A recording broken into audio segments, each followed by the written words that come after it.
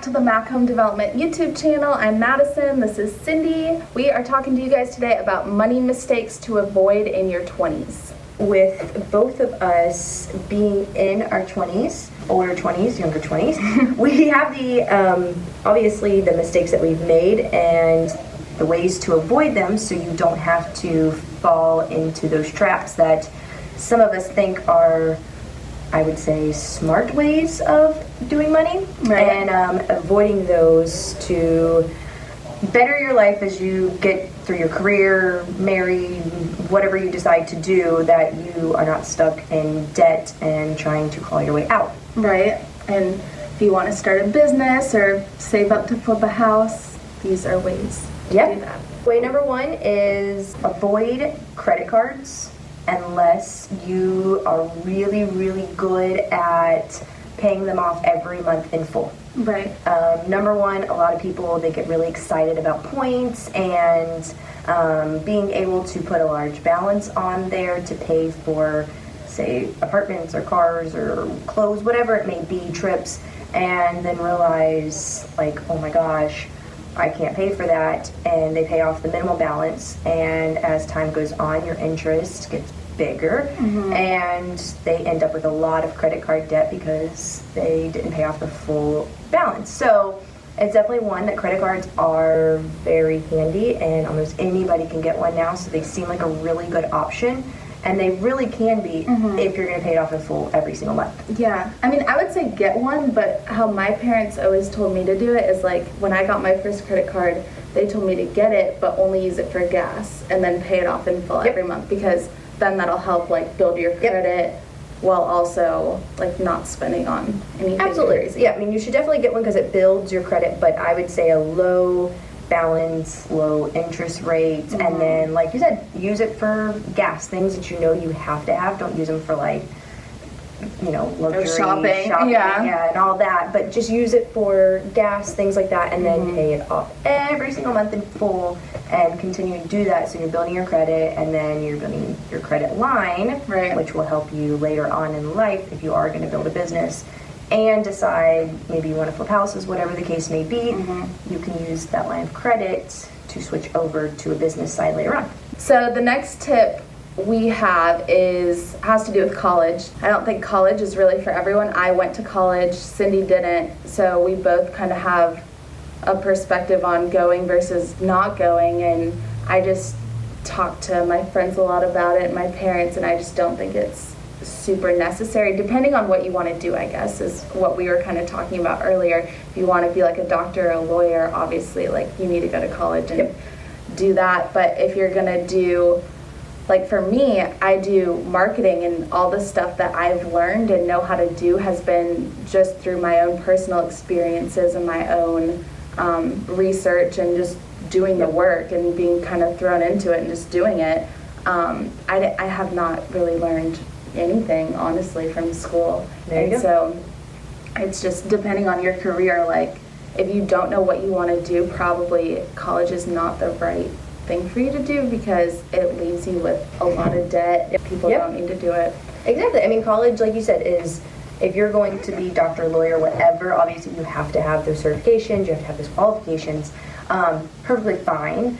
And again, there's people who started out in life that they thought they wanted to be a writer, and then later on in life transition to something different, and that's perfectly fine. Like, if you start out and you're like, I really enjoy this and I want to do it and pursue it, absolutely go for it, like, knock your socks off. But if you're somebody like me, who I had no idea what I wanted to do, nothing sounded interesting, like, I was like, maybe business, maybe sports stuff, maybe, I had no idea, and it would have cost me a fortune. I didn't go to college. Again, it is helpful, especially in this business, to have, I would say, accounting skills, just, you know, know numbers. Absolutely. Accounting is like accounting skills, managing businesses, so business management, those type of things. They, I mean, definitely would be helpful, but not necessary. There's enough books, coaches, classes, courses online that are not full college degrees that can help you get over that hump if you figure out later on, like, hey, I am just not great at business management. There are tons of business management classes. Right. And I'm not amazing at accounting, so I hire somebody to do accounting. Right. So it's one of those things that you can always find people who did go to college to do their passion or whatever they could be, and kind of make up for your lack of it and not get yourself into college debt, which again, for most, some people, college is all for them and they're excited and they love it. That's great. But for me, it was one of those things I didn't know what I wanted to do, so I wasn't going to take on the debt of going to college and trying to figure out what it was. Again, there are so many free business tutoring things out there. Like there's, here in Jacksonville, there is a free workshop that they have monthly that you can go from everything in business and literally sit down with these business owners who have built these from the ground up. Right. And they will teach you certain things. You can ask questions. They will help you with anything. So it's like, as much as you probably need the core of it, it's also one of those things that you can learn as you go. Right, yeah. And another thing about college too is I feel like if you're gonna work at like a corporate job or something, that's another thing. Like if I were to get a marketing job, like working for a marketing agency, they would want to see a degree, and that's necessary to have one, even if the experience isn't necessary, I guess. But if you want to be like an entrepreneur or do like small business sort of stuff, I feel like it's not. No, you don't have super necessary. No, you don't have to have anything. I mean, you just need to kind of fake it till you make it. Yeah. Learn from others. Do your own research. And so I would say there's so much information on the internet that you can literally find anything, anyone to pretty much show you, teach you how to start it, get going, and then again, it's all just learning. So it's just being in the day-to-day that you learn what to do, what not to do, and how to build it. Yeah. I feel like a lot of it just comes with experience. Well, considering that you've been in college for how long? 3 years. 3 years. 3 years. And what have we learned about marketing? Yeah, nothing. Yeah, that's the point. That is the point. Yeah, it's just like the history of marketing and stuff like that, so I can tell you. Not helpful. Yeah. We don't care who started marketing. Right. Another thing you can do to kind of save your money and avoid mistakes is not tracking your money.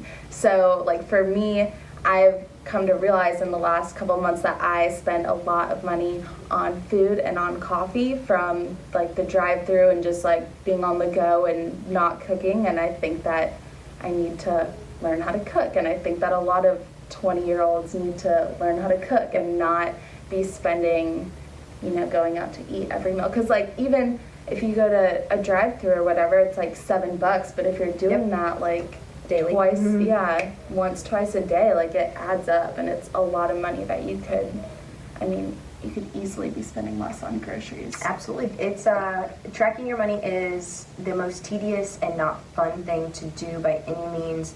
Nobody wants to do it, but it's something that you have to do to be able to know where your expenses are going, because once you actually track and you can see like, holy shit, I'm spending $300 a month on going to Chili's, right? You're gonna be like, oh, okay, we got a problem. Yeah. So that's one of those things that like it just takes a couple months of tracking. Like you don't have to do it forever. You don't have to, it doesn't have to be something long term, but just to know in the beginning. Yeah. And a better way to track your money is, especially when you're younger 20s, take out and allotted amount. Like go take $300 out, and that is your money to spend for the month. Yeah. So if you're out of cash, it's like no Chili's tonight. Right. But that way you can at least see where it's going, and anytime, and especially I know for me, cash leaving my hand hurts a lot worse than me swiping a plastic card. Like I go to agree. pull it from my dead fingers.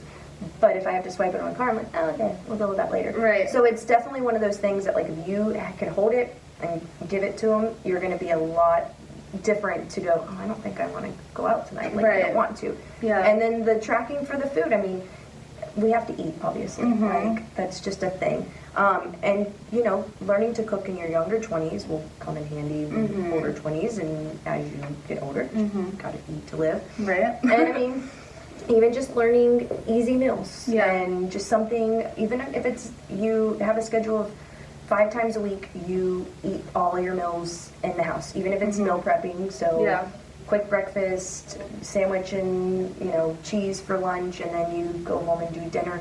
If you can stick to that for 5 days, and then your treat is Saturday night and Sunday brunch that you're allowed to go out, like that's something that you could track, and you could keep a grocery list and stick to those numbers weekly, and then stay in budget. But again, nobody really knows where the money is going until you can actually track it. Yeah, and if you track it, it makes you realize, like, oh my, like that's what I found out as I looked at my, my debit card statement, and I was like, oh my God, I'm spending like hundreds of dollars a month on food and Starbucks. It's a lot, especially, Starbucks is great. I drink black coffee, so I can get that anywhere. Right. But it's something that I can make at home. So you're not spending the $3 to go buy a medium coffee, making it at home. And then, even today, like I brought my big lunchbox with my lunch, only because I like to meal prep for the most part and make sure I'm eating healthy during the week. Right. But it also, I'm not going out and spending, like you said, $8 for lunch. And sometimes we have to do that because obviously we're always on the go. But we're taking, I would say, track of what we're doing and putting in our bodies, and then it's helping you to be healthy too. Right. And another thing I think is, like, for me, with like meal prepping and stuff and like cooking for myself, I wanted to like look up recipes and see like what recipes I could make and all this stuff, and I feel like no one should do that because that ends up being so expensive. Where you need to learn how to like assemble food, is like how my mom put it. Is like, don't look up recipes because you're gonna have all these like different spices and so like funny. all this stuff, and she was like, all you need to do is get like chicken and like barbecue sauce and then like a side, like a vegetable. She was like, you don't need to look up like this fancy recipe for barbecue chicken with your own sauce and whatever. Our meals are so boring. Like, it's Taco Tuesday every Tuesday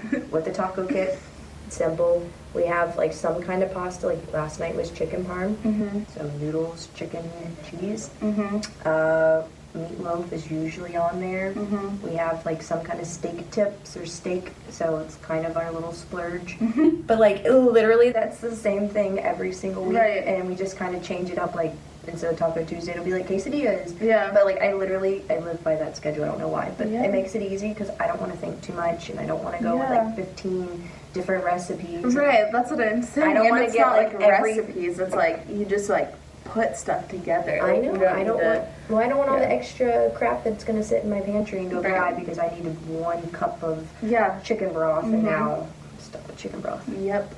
And so my biggest thing for money for 20-year-olds is putting off retirement. A lot of people don't want to think about it because they're like, ooh, we're 20 and we'll get there one day. But the smartest thing you can do is open an IRA.